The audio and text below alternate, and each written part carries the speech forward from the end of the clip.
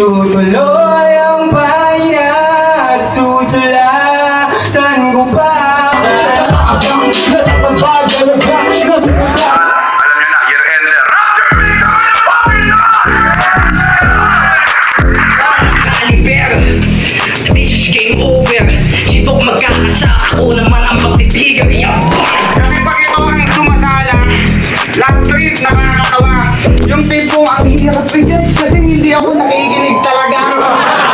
Merong dodo, merong napkin. Tila ba, merong dodo, merong napkin. Tila boso to kay pangit. Tigas doon, walang edits. Saktong tractor, dyan na pukol. Kita to, boy, niyo gamit. Ano ka na, basta lumibel ka.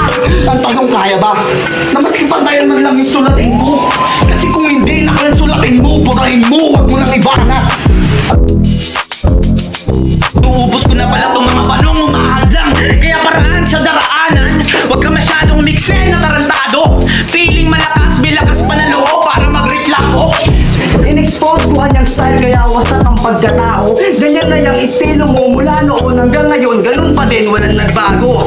Kahit mabilis ang malabong maiwan, wala man na mag-ensayo. Dahil kalamitan lahat ng puruan, di ka mag-ahit o makuha ng malayo.